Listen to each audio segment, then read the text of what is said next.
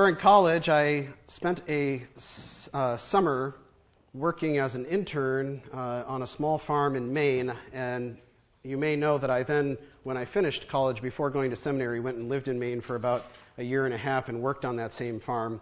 But I first worked there for just a summer, and then when I returned back to my home in Minnesota where I was going to school, I lived in an apartment building, but I had developed this love of having my hands in the soil and growing things, and so I was trying to figure out what to do that coming spring when I was wanting to have a garden, and yet I lived in an apartment that had no land at all.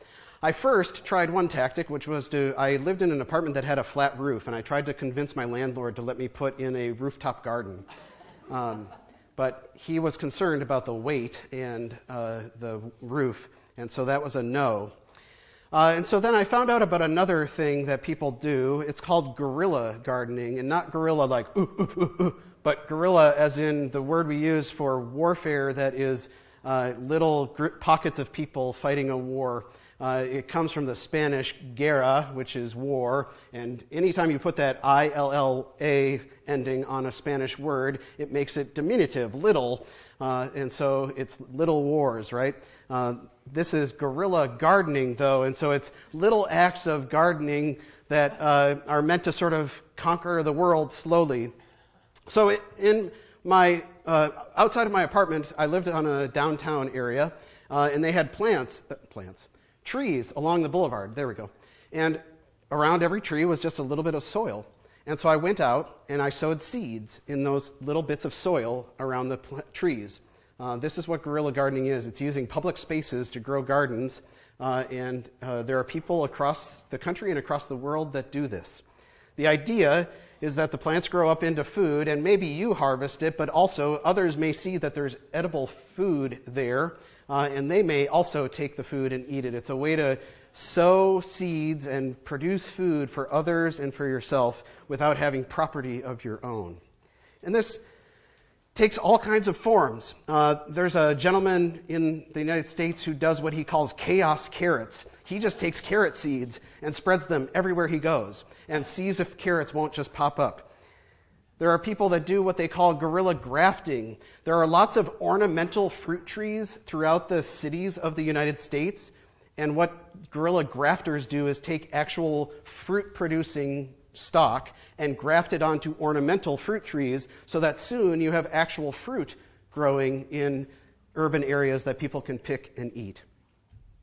There's another famous person who you might have called a guerrilla gardener, although the term didn't exist when he was alive. He was known as Johnny Appleseed. And the truth is that much of his life is lore, but there are some things that we know about Johnny Appleseed that are true. His real name was John Chapman, and what he was a missionary within what was called the New Church, a movement really in the Unitarian realm of the Christian faith world. And he was a missionary for the New Church. They're also known as the Swedenborgians, just a fun name. And he didn't really scatter seed the way we think of it, although that's the lore that we have, is that he just sort of was walking across the United States throwing apple seeds everywhere. What he actually did was intentionally bought plots of land and planted different kinds of plants, including apple trees. They say that really what he did was not tended to orchards so much as he created nurseries.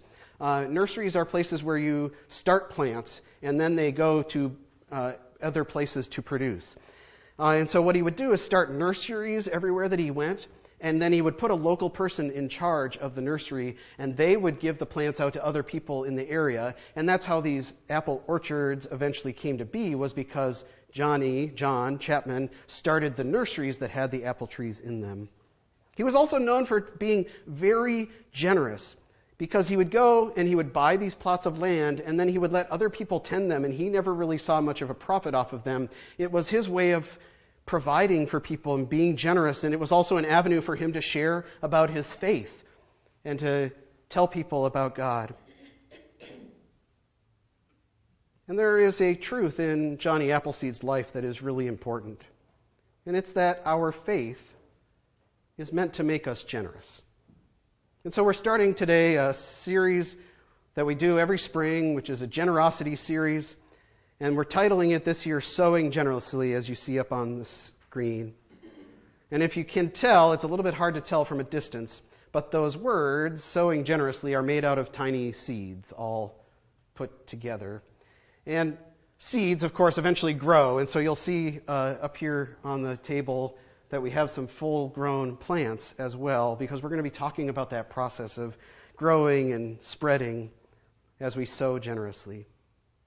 Today we're talking about sowing widely, because we are talking this entire year about sharing our faith in Jesus Christ, the part of our vision statement. Remember, joyfully reaching out to share God's love and faith in Jesus with everyone. So we're talking about sharing faith in Jesus this year. And we share our faith, sometimes what we call it is evangelism.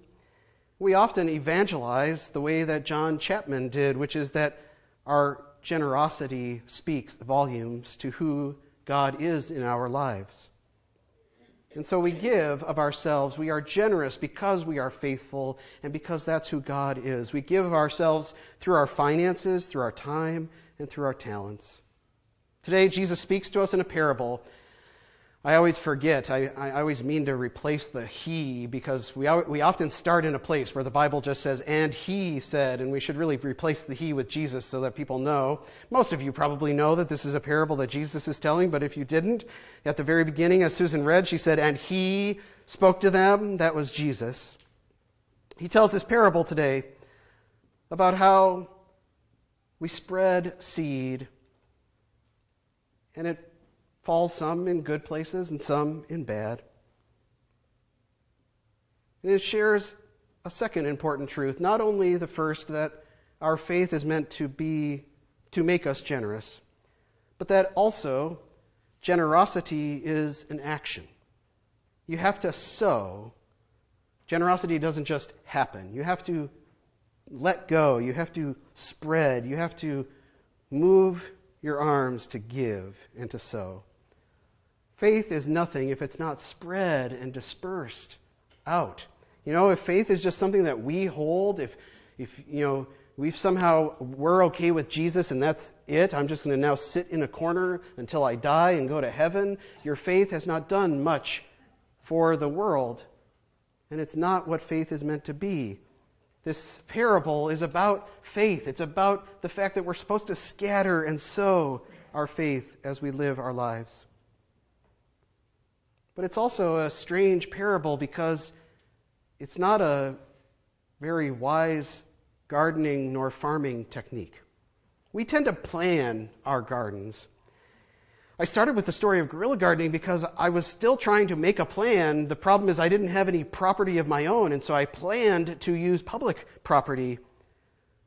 By the way, it's called guerrilla gardening as well because it's technically illegal, right? Just to be clear. I've been known to do every once in a while things that are probably technically illegal. Sorry, Mom, you're probably watching today.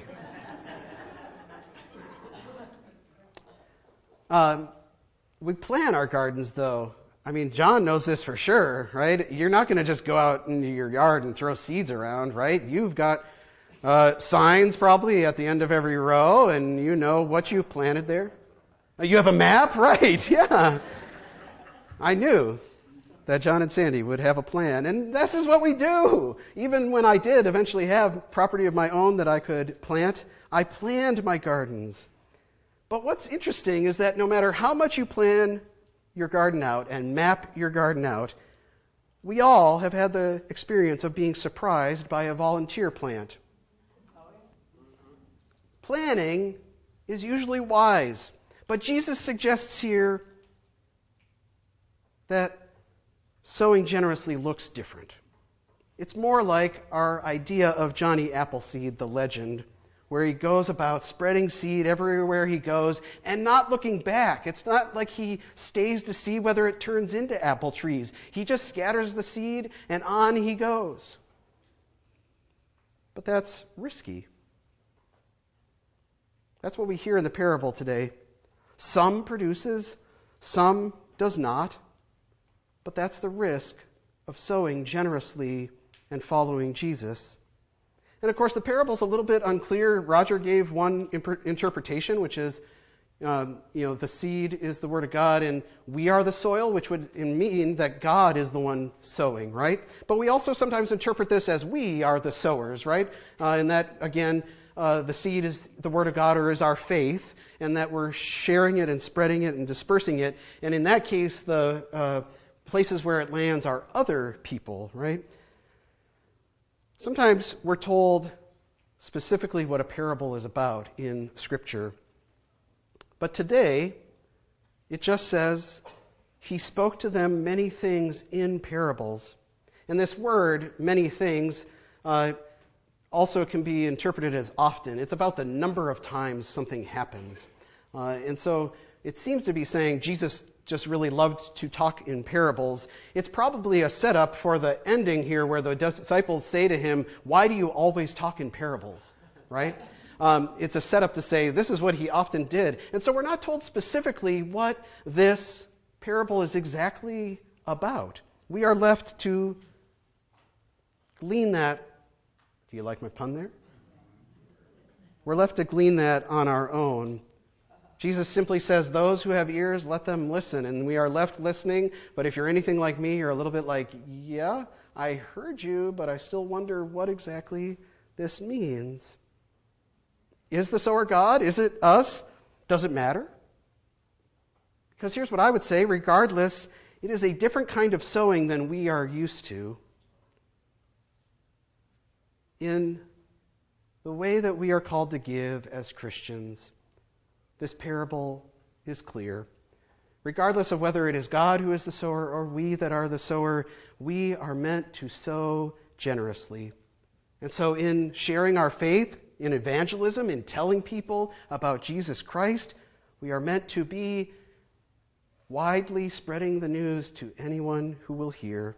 And in giving what we have been given by God, our finances, our time, and our talents, we are meant to give broadly to anyone in need. The problem is that we want to see a good return. But sowing generously is about understanding that sometimes we give and it doesn't have the return that we expect, but ultimately sowing generously results in a great reward. Jesus says some falls here and some falls here and some of it produces very well. What you don't know is the percentages. Jesus doesn't break it down into a pie chart. But what we do know is that the stuff that does fall on good ground produces enormously, 30, 60, 100-fold. So that obviously scattering and sowing generously has a great reward.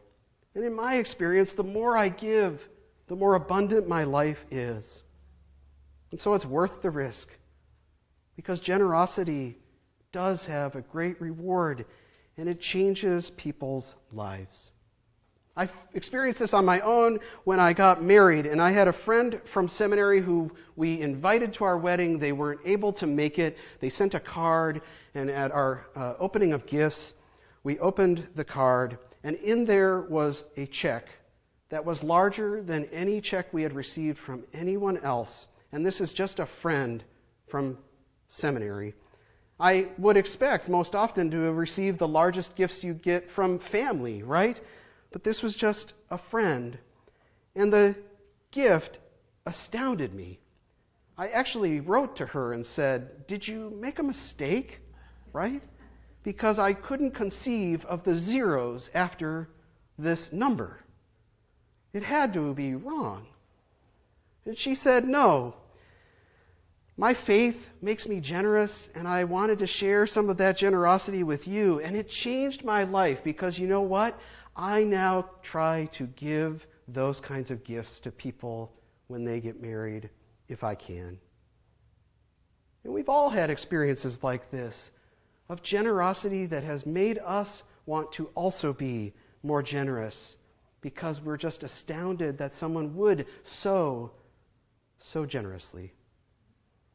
I have no doubt that you've found that to be true. I know that because I've experienced that kind of generosity here in this congregation. We have a wonderful building that we share with the community, sowing generously and saying, if you need space, we have space for you. I've seen how you love to sow generously when Family Promise comes, and these are people who are in need, and you go all out, providing more than enough for what they need and above and beyond. I've seen the generosity of our quilting ministries and how they create quilts, both the quilts that go to homeless people, and we have a prayer quilt this morning, quilts that go to people to surround them in prayer. I've seen how generous of spirit you can be, forgiving mostly me, but also one another. I've seen how generous you are in your hospitality. Margaret, you're listening? But also others of you that love to feed people and then feed them again, and then maybe thirds until you can't eat anymore. We're generous in how we work together. All of us pitching in to put up tables and chairs and take down tables and chairs and clean up messes and do that kind of work together. And we continue to sow generously as a congregation. We, in the last year, opened up some of our space to a local daycare that was waiting on making a building. They're, by the end of this year, hoping to be able to move into their own permanent place, but we were able to say, yes, come and be part of our building for a time. In the last couple of years, we've started up an evening pickleball group, again, just saying our space is here, available for people to come and play pickleball.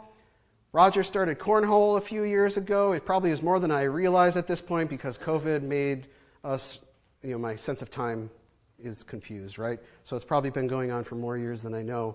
But again, this is Roger's way of doing a little sowing of the gospel. He invites people to come play cornhole and then shares about faith because that's just the kind of thing that Roger does. And I'm trying to sow generously right now. You may have heard that we're getting a farmer's market going in the parking lot of the church. It's going to be on Sunday afternoons this summer. I already buy vegetables and eggs and baked goods from area vendors. And one of the things I heard them saying as I would buy things from them is, we used to have a farmer's market, but we don't anymore. And honestly, it was a little bit selfish, I guess. But I was like, it'd be great to not have to drive all over Goodrich to buy things. What if we could come to a central place? And so I said, who has a great parking lot with a lot of space? Goodrich United Methodist Church. And so why don't we start a farmer's market in the parking lot? An added bonus is that we have a really large gym so that if the weather is terrible, we have the ability to move inside if we need to. And so the farmer's market will be starting on Memorial Day weekend. We're collecting vendors at this point, and it's another way for us to sow. I'm hoping that we, as a church, can find ways to set up a table occasionally on a Sunday afternoon and share about our church and share about what we're doing here. The question for you on this day is, what will you sow this week? What are you going to sow this year? I'd be remiss not to mention how mothers sow in our lives on this Mother's Day. And perhaps that's what can inspire you, the generosity of your mother in your life. It may not be true for everyone, but you've undoubtedly known some woman who was like a mother to you and shared generously. I love to talk about, often on Mother's Day, a family friend of ours, Ann Scarborough, because one of the things I acknowledge on Mother's Day is that I happen to be a person that has a wonderful mother, but also have had other women in my life who have been like mothers to me. Some people don't have a great mother, but they maybe had some other person like Ann Scarborough in their lives. Ann taught me generosity of spirit. She was always loving and forgiving, even at times when I assumed my mom maybe wouldn't be. I knew that Ann would forgive me. She taught me that kind of generosity, and undoubtedly you have a mom or a mother figure in your life who has taught you that kind of generosity in some way or another. Where are we going to sow this week? What will we sow this year? Where have we neglected to sow because we assumed it wouldn't take root? Because this is our problem. We read this parable and it seems wasteful to spread this seed everywhere when we know that if we just sowed in the good soil, it would take root and produce well. But God's generosity is different. It encourages us to sow generously and not worry about whether or not it will produce, knowing that God will produce a reward in the good soil. We're not called to be the calculating farmers and gardeners that we tend to be in our actual gardening life. We're called to model ourselves in God's behavior, and this parable makes it clear that God is one who sows generously, disregarding the possibility, always hopeful for the return. And so sowing is done widely, all around, giving of our finances, time, and talents to things we think are surely to succeed, and even the things we're not sure will. I'm at a point in my ministry as I watch the church in America, and we are struggling as a church, not just United Methodist, but across the board. Christianity in America is struggling right now, and I have come to a point where I am ready to just fail spectacularly, because I'd rather sow generously and cast seed and try things, not knowing whether it will work or not, than I am to play it safe and calculate and plant only where I assume it's good. What we aren't told here is, the person doesn't necessarily know the good soil from the bad soil. They just scatter, and God produces out of the good soil. That's the kind of sowers we're meant to be, spreading seed, because we don't necessarily know which is the good soil or the not good soil. We assume we do, and so we try to only be generous with things we assume will be a good reward.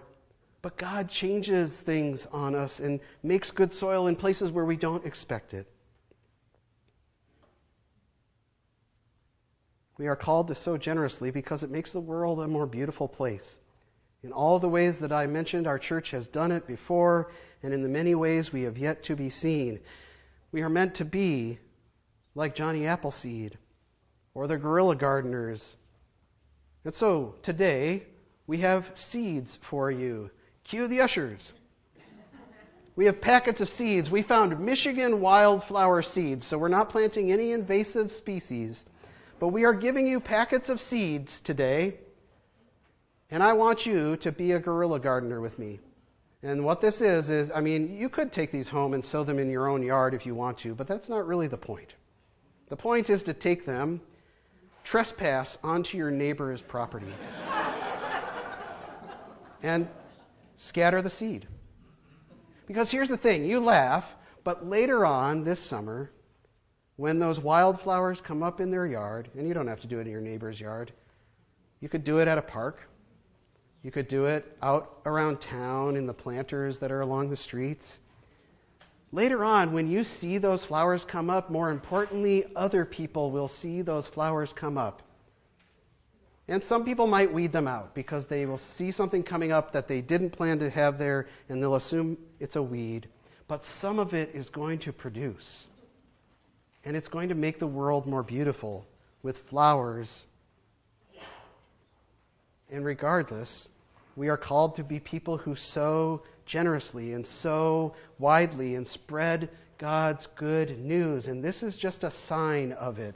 Planting some flower seeds is a sign of God's goodness in the world, so that when you see the flowers and someone else sees the flowers, they will appreciate the beauty of creation, which we know as people of faith comes only from God. So go, sow generously, sow widely, and expect the reward. Amen.